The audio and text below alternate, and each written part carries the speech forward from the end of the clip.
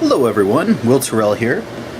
Today I wanted to do a video talking about artist excuses. And it's excuses that I've had in my own life and that I'm sure everybody else has had in their own experiences. And so I just wanted to talk a few of the ones that I've had to confront in my own life and how I was able to confront them. And even talk about some of the ones that I'm still dealing with in my own life, because it's a never-ending process on becoming the person that you want to be. You just have to always keep pushing yourself to become a better person and to be the person that you always aspire to, and to learn the lessons from the mistakes that you make whenever possible. So one of the things that I wanted to talk about was the types of excuses that we use. There's the physical excuses, like I don't have time, or I'm not as good as other people, or I don't have the same opportunities that somebody else has, or I don't have the money to buy tools or to go to the right classes, or I mean there's so many excuses that we have for why we're not doing what it is that we want to do with our lives. And God knows I've had a lot of those, and I still find them creeping into my life from time to time. Let me think of one recently. One of the ones I really struggled with the last few years is feeling alone and isolated as a creative person, wanting people to draw with and wanting people to be challenged by as an artist. It's such a lonely job being, especially comic books, because it takes so much to learn how to do the thing that you want to do that not a lot of people can relate to it. Like I was at a convention in Amarillo recently, last weekend, I think, and I was talking to a young artist that it was his first convention and he had his first comic book, and I was asking him how hard it was to do that first comic book, because in my experience, when back in my amateur days, one thing I learned was there's two types of comic book creators. There's ones that talk about making comics, and then there's ones that have made a comic. And there is, thousands of miles separating the two, because they just do not compare. Because in your mind, you've got all these ideas, like, it looks easy and it should be easy and blah blah blah blah blah. And so when you sit down to do it and it doesn't work, it's very frustrating. And so the type of person that will actually sit down and confront those monsters in front of you and put in the work to actually learn to actually do a finished product, even if it's a bad finished product, it sets you apart from everybody else, because you had to learn those lessons.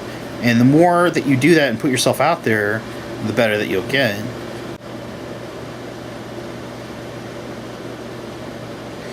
So when it comes to excuses, there are valid reasons why you're not able to do something, and I'm not denying that. Like, one of the ones that I always ran into when I'd work with talented artists that just didn't have the time, a lot of times it was often because they had family, which is a very valid reason. You've got kids and a wife, and you only have so much time in the day, especially if you're working full time to support everybody. And so that's an excuse that's hard to argue against. But at the same time, I've run into so many passionate creators that have, 3 kids, and they have a wife, and they have a full-time job, and they still put in 20-30 hours a week doing what it is that they loved. Because that, while it is a very valid reason why it's hard to put in that time, and why it's hard to validate making those sacrifices. If you really want something and you want to get somewhere, the only way to get there is by moving in that direction.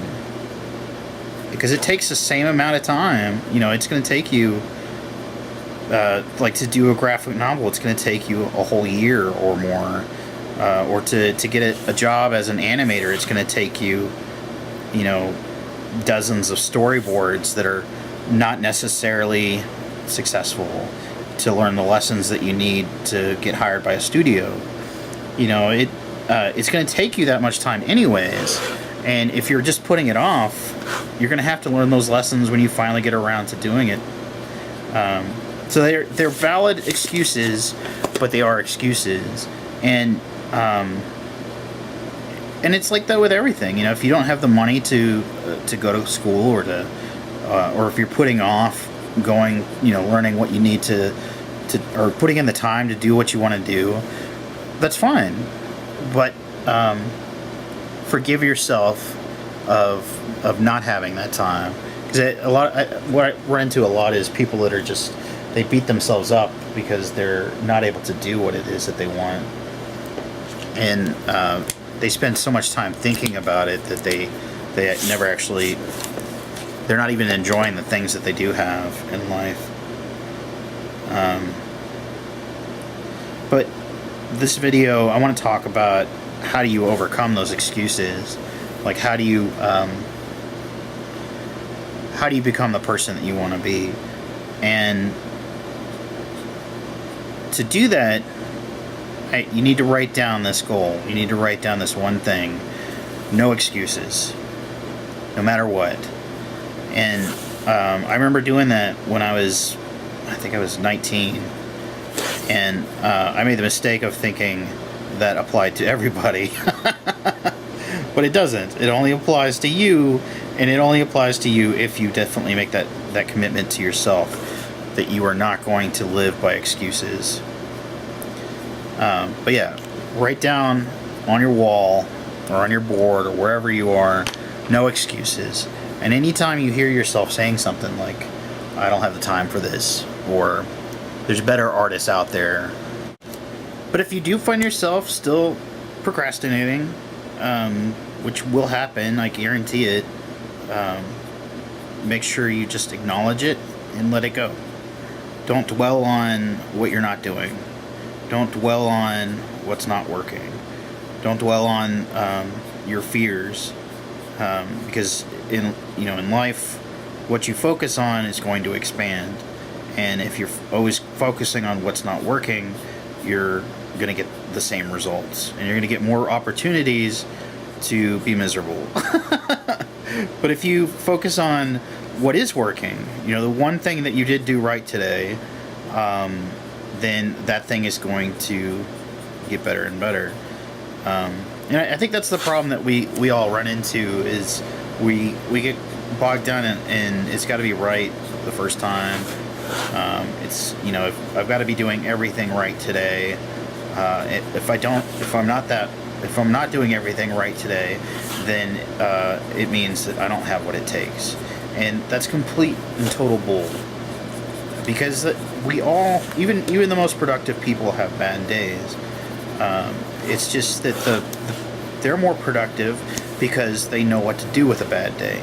They know how to handle it. They know how to just acknowledge it and move on, instead of just beating themselves up over what they didn't do that day. You have to expect that things are going to go wrong, but you have to know what to do with it. And I think a lot of people run into that mistake where they spend so much time thinking about the mistakes that they've made that they can't move on. But what I've learned in recent years is that what I used to call mistakes are actually what give the drawing its character. And what used to frustrate me and make me quit on the drawing, I realized that was the mistake. That was the only reason that it became a mistake, is because I stopped working on it. Where now I just keep pushing the drawing and pushing the drawing and letting those lines accidentally fall wherever they are, and then reworking them until they turn into something that I really like. But before, I would just get frustrated and quit and move on to the next drawing, or just stop drawing altogether. And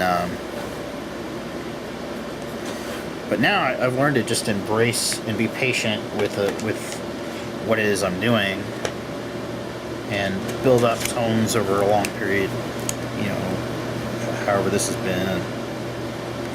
And this goes along with making mistakes as an artist, or making excuses as an artist. At some point, I realized that there are no mistakes in drawing. And eventually I was able to apply that to life too. There are no mistakes in life. There are only things that didn't go according to plan. But as far as with art, you probably may not see it, but I make all kinds of mistakes on this drawing. And anytime I do a drawing, I make all kinds of mistakes. What's really happening when we have excuses is that what we're really saying is that I'm afraid.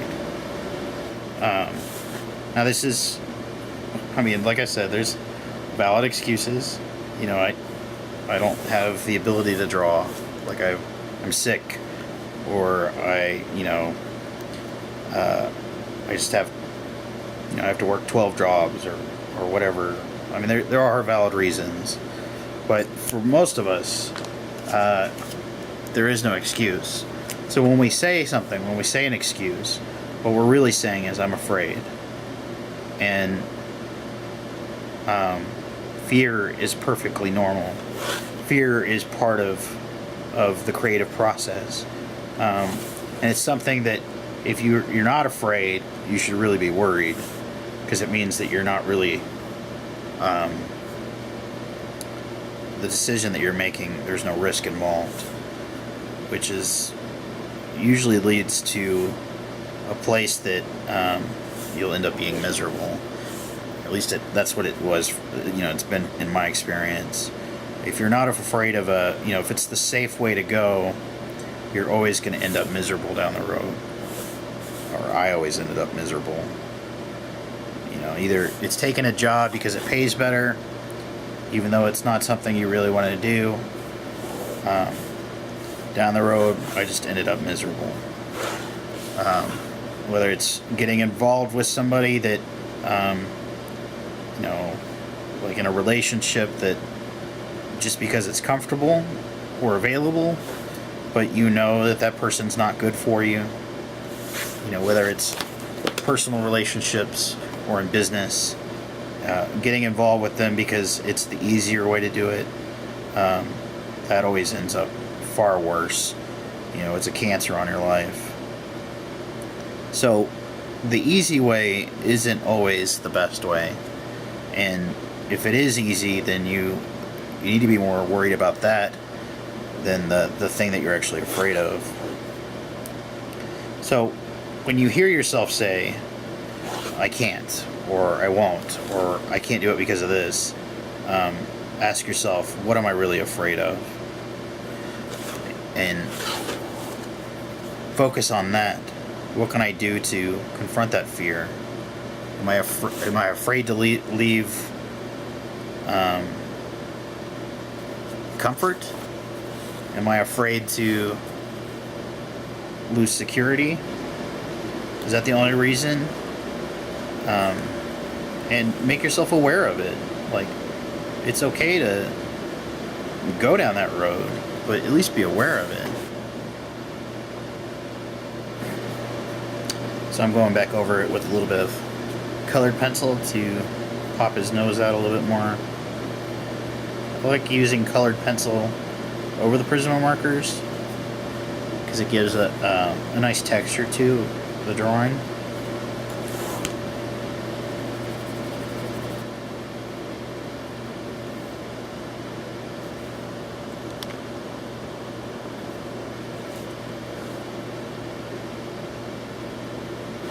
You'll notice I turn the page a lot when I'm sketching.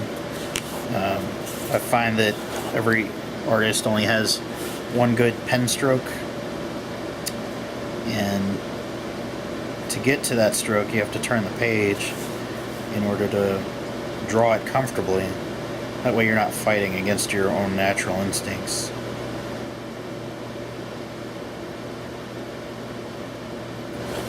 So, for me, I found that the only way to create proficiently is to create from a place of joy. Like, if I'm not enjoying what I'm doing, I'm not going to keep doing it. It's as simple as that. But it's so simple that I think sometimes we overlook it, and we think that creating has to be this grand thing. It has to be this big, miraculous. I created this great thing that's everybody loves, and that's what's going to make me successful. But it doesn't work that way. Creating, like when you do finally create something that people actually respond to, it's usually a surprise because you were just creating anyways. But when you try and do it on purpose, it never works. I just did this great thing. Everybody should love it. And then nobody pays attention. Where when you're not paying attention, everybody loves it. And the reason for that is because you have to create from a place of joy. It's got to sneak up on you. But getting to that place is a challenge for a lot of people, especially if you're still struggling with how to even draw. How to even pull off a sketch, or how to even learn how to do certain things. When you're still in the learning phase, which you'll always be in the learning phase, it's easy to get caught up in all the mistakes that you're making. Okay, so here's my favorite part of doing any of these sketches on the brown paper is adding highlights to it. And I'm using the white gel pen here. I'm trying to get it started. But normally I wouldn't recommend using white when you're with your highlights. Like for painting, either digitally or watercolor or acrylics, you want to mix a lighter version of the skin tone, so it's not so bright.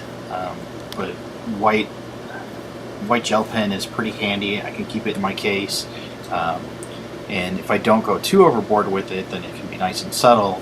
But if I do go overboard, which I tend to do, because it's fun making everything shiny, it can make people look like they're caught in sweat or whatever. But yeah, this is my favorite part. It's like you've done this drawing, you've worked on it for all this time, and then all of a sudden, with the with the highlights, it just pops. And I really enjoy this part of it all. So I'm adding a little bit of highlight to his shirt, his belt, and just kind of trying to define the edges, the highlights of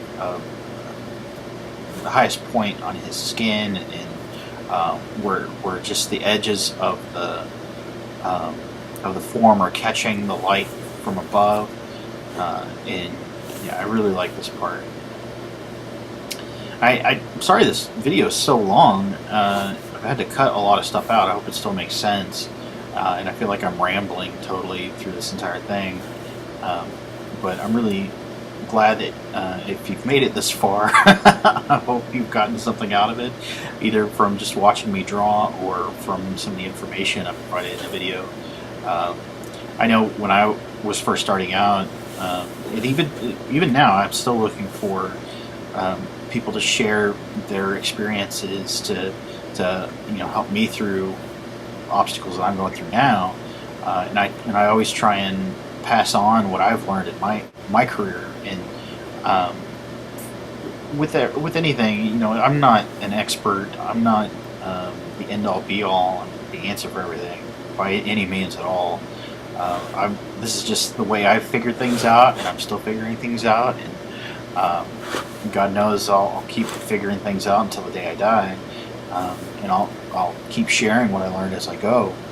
Um, I like to remind people that wherever you're at in your career is not where you're going to be a year from now, or 5 years from now, or 10 years from now, and just try and keep that in mind when you're working, when you're sketching, or trying to get work, or build a portfolio, or whatever it is your goal is. Just allow yourself to make mistakes.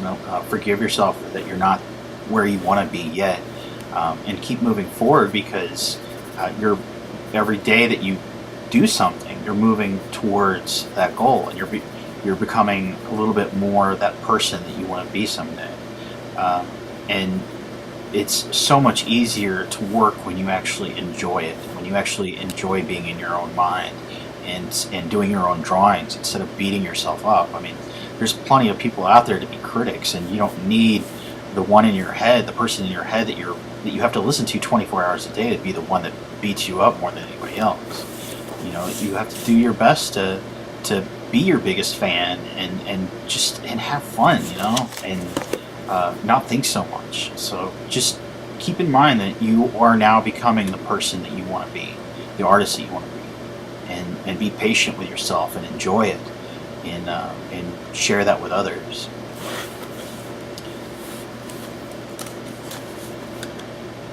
Love that chicken.